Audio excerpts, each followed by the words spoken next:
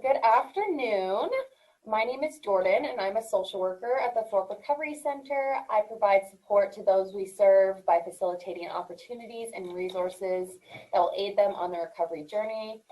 The Thorpe Recovery Center is an accredited nonprofit treatment center for those with substance use disorders. And today we have Lorelee with us. She is a health promotion facilitator, addiction prevention and mental health promotion with Alberta Health Services, and serves as a volunteer leading the Project Sunrise Prevention and Promotion Committee. Lorelee led the development of the Lloydminster Mental Health Navigation Tool, which provides a comprehensive resource to assist people in Lloydminster and area to navigate supports and resources related to addiction and mental health. So thank you so much, Lorelee, for joining me today. I'm so glad to be here. It's great to be able to connect even virtually. For sure, right? Kind of get to see Yes. some other faces that you might not see very often. That's right, yeah. Yeah, we'll just jump right into it because I know we have a lot of stuff to talk about today. So can you tell me about the program a little bit?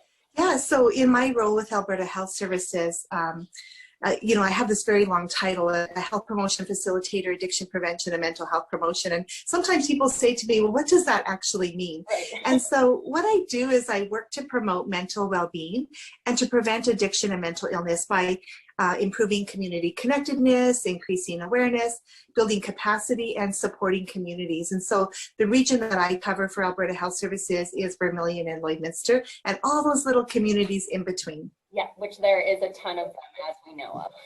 Yes. For sure. And so how does that benefit the community and the surrounding communities?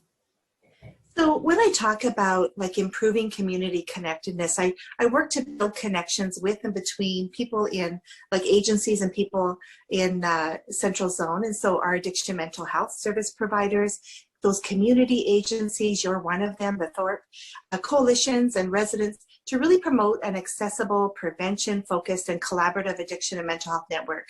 And so those community connections are critical to helping people to access the resources that they need. Yeah. And then another piece of my work would be increasing knowledge and awareness of addiction and mental illness. What are those treatment services that are available? Making sure that accessible resources within communities are there, and with the goal of reducing stigma, improving people's coping skills, and really increasing that resiliency within communities. And that word resiliency is so important in the work that we do, and how do we help people to build their resilience. Then we work at building capacity by providing that ongoing support and empowerment to community agencies and coalitions to really champion addiction prevention and mental health promotion initiatives within their communities. And Project Sunrise is one of those. It's a very collaborative effort. So we use evidence-based resources. So the work that we do is based in good evidence. We provide education and interventions. And then I have the privilege to facilitate sessions and workshops and presentations for schools, for agencies, for community groups. And the goal of that is to really increase people's coping skills, to promote kindness and acceptance and compassion across communities. And then finally, the other kind of piece of work that I do is around supporting communities where they're at. And we should never come into a community and say, this is what you need, but we should work alongside communities to support them in what they've identified as needs in their community, and helping them to align those needs with the priorities and the diversity of their own community, right, and their readiness to really do some work. And so I do that in Lloydminster and Vermilion, and little bits and pieces with school divisions as well. Yeah. But making sure that those communities have information and knowledge on how to access supports for mental health and addiction care. Yeah. So that's kind of my big role with Alberta Health Services. Yeah. And then I'd be so happy to share with you one of the initiatives that I had the privilege to lead in Lloydminster as one of the volunteers for Project Sunrise, and it's LloydminsterMentalHealth.ca. Oh my goodness, yeah, that's amazing. Oh my goodness. So is this a fairly new initiative then? So we worked on it for about 18 months, and we launched it in September of 2019. Okay, gotcha. And yeah, and so it's really relatively new because we launched it and 6 months later we were into COVID. So Right. thank goodness we already had this resource available. But Okay. some of the activities that we had intended to do with it have been put on pause. But Right. and so like our region has really experienced an epidemic of mental health concerns, and we saw an increase in stress-related illnesses and an alarming number of suicides. And so in the City of Lloydminster, along with the Lloydminster Region Health Foundation, back in 2017, they partnered together to complete the community social needs assessment. And that told us so much good information that really we used to inform the work moving forward. And from that, we learned that people were not aware of the services and supports that were available in our community. Right. They didn't know how to access them. Yeah. And it also helped us to identify what gaps were in our community. Where did we need services that weren't currently being available? And so in Alberta, we reported, in fact, in Canada, 1 out of 5 people experience a mental health or addiction concern. And 1 in 5 is such a huge number, 20% of the population. Yeah. And what we learned from this report was in Lloydminster, the average was actually 1 in 3. And so we really, I know, so we have such a big task ahead of us to change that story. And so as a community, we can and we must do a better job of addressing and seeking those solutions to this crisis, really. And you know, those stats are pre-COVID, and so we'll wait to see what impact the pandemic has on our mental well-being as well. And you know, we need to make sure that we're doing things to really support people and help them build their resilience to recover from the pandemic. For sure.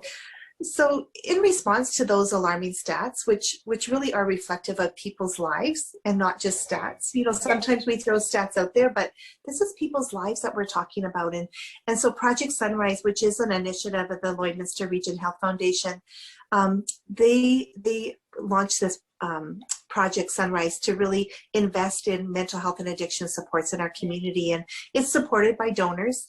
And they decided to invest in the development of the Lloydminster Mental Health Navigation Tool. And so that tool is available in booklet form. So here's the booklet.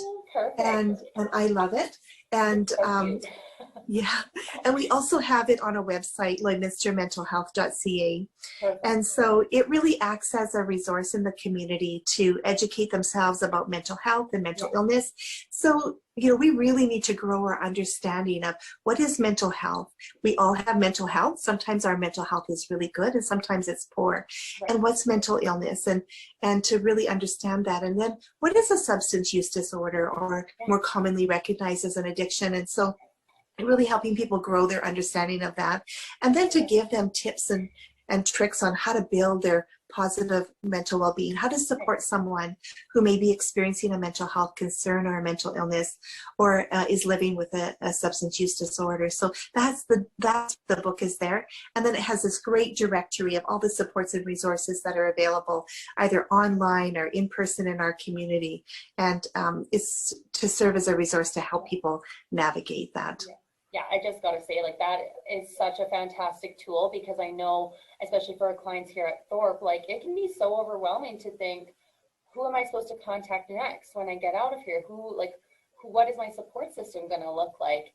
And that's why, as social workers and a lot of our other people who work here as well, like, we kind of go into that and start getting the ball rolling on that kind of stuff. Because I know for me, when I first started here at Thorpe, I didn't really know a whole lot of resources in Lloydminster, and I grew up here my whole life.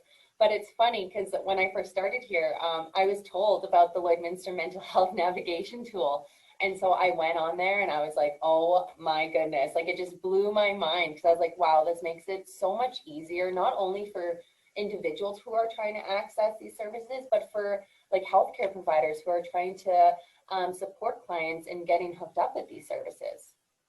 Well, in fact, that's where we've seen a lot of the use is so individuals going onto the website, but those booklets are in every agency office, and staff can use them to help their clients navigate the services that they really need to access. Yeah, exactly. I'm actually just currently looking at them. I have a stack of them on my little coffee table in my office here, so that whoever's in here can take a look at it and see, kind of, gain some more familiarity with those services. Well, that's great, and thanks for doing that. That's what our hope was, is that our agencies would use those to help people navigate to services, and really to build our knowledge around what is mental illness and what is addiction, and how can I as an individual change the story for people living with a mental illness or a substance use disorder. Yeah, for sure. And I really like too how you talked about like the educational component to it as well, because like you said, how are people supposed to access these services when they don't know what the services are that they're accessing or why they need to access them? Yeah. And so we wanted to build in kind of lots of that that learning as well as the practical resources that people could access. Right. Yeah. And I think you guys have done just that for sure. Well, and I think it's important to know that this is a work in progress. Right. And so as we build our own knowledge and awareness, we can enhance the tool. As we engage better with community, they can help to inform us what don't you need in here and what's missing. And because the website is so fluid, we can update that regularly with changes to new resources that become available or changes to an agency's resources that they're able to provide. Yeah, exactly. And I think especially right now with COVID, I think we are going to see a lot of changes in services and agencies and what they do have to offer, because I know, like for us, we've had to do a lot of, I guess, kind of being creative during COVID and making sure that we're still providing the best service that we can, given the restraints around like the social distancing piece and all that kind of stuff. Yeah. And so with all that, Lorelee, with everything you've kind of mentioned, have you seen like an increase or a decrease in end users when it comes to the services that you guys provide since COVID has happened? Yeah, so my work with Alberta Health Services has certainly changed in terms of I'm not in community. I'm zooming into schools or to agencies, and so we had to rethink how we deliver services and how we walk alongside community agencies and organizations to support them. And then I've been doing a lot of work to develop resources. So how do we help families to build their resiliency? And our toolkit, Simple Connections, Stronger Families, or our Building Resilient Families projects, I've spent a lot of time working on those initiatives. And then in terms of the LloydminsterMentalHealth.ca, the navigation tool, we've seen quite an increase in the number of people who are accessing services, in the number of requests for the booklet, or many phone calls about how do we get information around what resources are available in the community. And unfortunately for Lloydminster, we have this resource that we can direct people to, and they can spend some time traveling through it and see what's there for them to be able to access. Yeah, exactly. And because I've obviously taken a peek at it too, and I've utilized the website quite a bit, and I really like how it's kind of broken down into sections as well. So like if you're looking for mental health supports, or if you're looking for like addiction supports, like it's all broken down very nicely, like recreation, like everything that you could think of that you may need in the community, especially right now with people who are facing isolation. Like how can I stay connected in a world that feels physically disconnected right now? Yes, and that's important for all of us, right? And so 100%. Making sure that we build some of those opportunities to connect, and we help people to be able to connect, even if it's virtually. It's really important, and that's what our Building Resilient Families project is about. Yeah. Perfect. Yeah. So I know that you mentioned the LloydminsterMentalHealth.ca website in order to kind of access all this information and resources that you've talked about.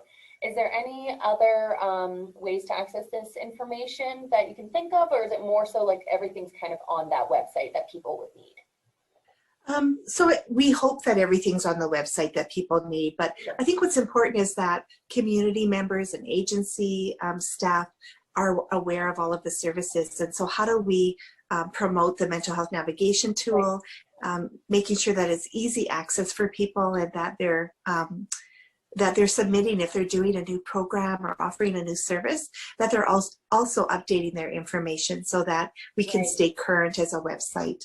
Yes, that's actually such a good point that I didn't even think of, because for your guys' information, all the resources and services for it to stay relevant, that's on the like agencies such as the Thorpe Recovery Center to check in and be like, this is kind of what's changed for us. Maybe this is something that can be updated, because that would be a lot of work for you guys to go to every independent agency and be like, so what's changed, right? Because there can be so many changes, especially right now. So coming very soon to your email will be a form to every agency saying, can you please review what you have and provide any updates? And then we'll capture it on this Google form, and it will magically get uploaded into the website. So magically, not by me. Yeah. I'm not that techie, but we have someone really skilled to do that. So we'll continually update the website, and then when our books are used up, we'll update the booklets and reprint them and then redistribute them as well. Yeah, no, I love that, and it's like it's a long-term resource that can be used basically forever in the Lloydminster and surrounding areas community, which I think is, like I've kind of mentioned before, it just takes away some of that stress that, you know, especially for individuals who have met so many new people already, whatever stage of life they're in, if they came to Thorpe or if they're trying to access mental health, and then it's just, oh, one more new person that I have to meet. But it's like, if they have those connections, that they can be connected to those resources, and it kind of takes that stress away a little bit.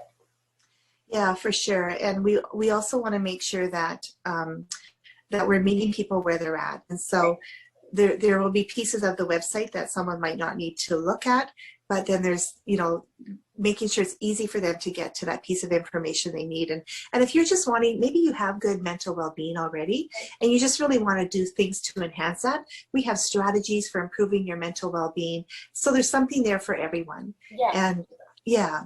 I love that, because it kind of goes along with that notion, like, don't wait to go see a therapist when you need therapy, right? Like, you shouldn't have to wait for when you have, like, you know, a breakdown or anything like that, because it's maintaining good mental health.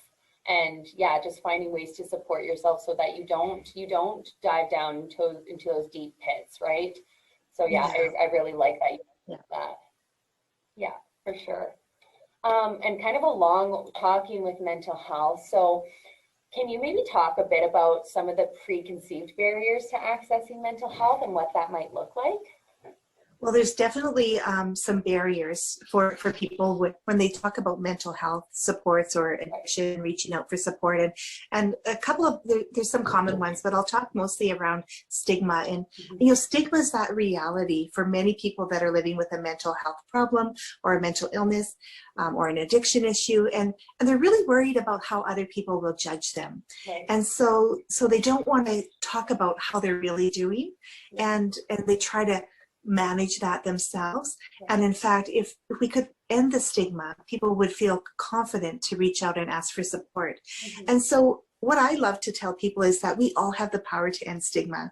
You have that power, I have that power, by learning like building our knowledge around addiction and mental health and really understanding that, by making sure we're practicing compassion and empathy. Those are the things that can end the stigma and can help people make the decision that they're not worried about how people will judge them, that we can, you know, say, this is how I'm really doing, and know that we have these community people who are going to cheer us on and help us reach out and get the support that we need. And so I think that ending the stigma is really one of the big things around mental illness and addiction.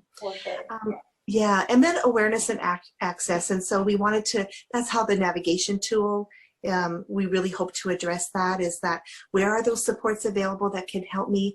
Maybe this is how I'm feeling and I don't know what kinds of supports I should be reaching out for, and so that will help them as well. And then where do I go? What's online and what's in person? Some people like to do, there's therapy online now that's available to you, and other education things. And so just making sure people can access that and are aware of what services are available. For sure, yeah. And then in our community, we see a lot of barriers that are around transportation and childcare. And so sometimes we have young families or families, period, who are living in the community or outside of the community, and they need to access services, and we don't have a public transportation system or good, you know, access to the facilities where they need to travel to. And or childcare available. So sometimes we have, moms coming in or dads coming in with their children to access treatment, and it's just not the ideal for them. And so those are some of the barriers that, as a community, how do we address that? And I think we can. We just really need to be intentional about that. And then the final thing would be around cost. So thinking about what are those costs that are associated with accessing services. And so we're fortunate in Lloydminster, we have Saskatchewan Health Authority that provides free therapy for addiction and mental health. And then just down the road in Vermilion, Alberta Health Services has a clinic as well. And so people can access those, and all of those numbers and information are on LloydminsterMentalHealth.ca. So making sure that people can get the service and that cost is not a barrier is really important. Yeah, no, definitely. And I think you made a really good point too, that like in order for us to like reduce the stigma and to look at what is happening in our community and how we can make these resources and mental health awareness like a bit more prevalent in society is by working together and doing it as a community, because that's a lot of pressure and a lot of stress to put on one individual to try and tackle all on their own. Yes, and that's kind of part of my work with the Alberta Health Services is how do I engage in community to say to people, here's the issues you've identified, and so now how as community can we address that? And I can bring in experiences from other communities who have done that. Lloydminster is often the kind of go-to community to say, look at what they've done. And we're part of the provincial rural mental health network. And so that gives us access to other resources about what are other communities doing to address some of these barriers or to provide access to services. So. Right. Yeah, exactly. And just learning from other communities as well. Like that's such a good point, because instead of trying to recreate the wheel, we might as well pull from other people who are experiencing the same issues too, and see what's worked for them, what hasn't worked for them, right? It's all about working together as communities, right? Yeah, and that's how we'll have better resilience. That's how we'll build those connections, right? And that stigma. Yeah, exactly. Yeah, so true. Before we close up here, Lorelee, I just kind of wanted to open it up for you. If there's anything that we didn't talk about, if there's anything else you'd like to mention right now. I just really would invite people to visit LloydminsterMentalHealth.ca and take a tour through that and see, if they're finding the resources that they need. And also for families who have a story to tell and perhaps they didn't have the resources available to them in our community, if they could, write to us at hello@LloydminsterMentalHealth.ca and just share with us some of the challenges that they've had, some of the ideas that they might have. If you're on the website and you see a mistake or a new service that's available that's not there, I just encourage people to own this tool as well and to be part of making it better for community. Yeah, awesome. Thank you so much again, Lorelee, for joining me today on this segment, Coffee with our Community Connections during COVID. It was a pleasure speaking with you, and I'm just glad that we had this opportunity to kind of put a spotlight on the work that you guys are doing for our community and for the surrounding communities as well. Well, thank you, Jordan, for the invitation, and it's just been a delight to chat with you. Thank you so much. Bye-bye.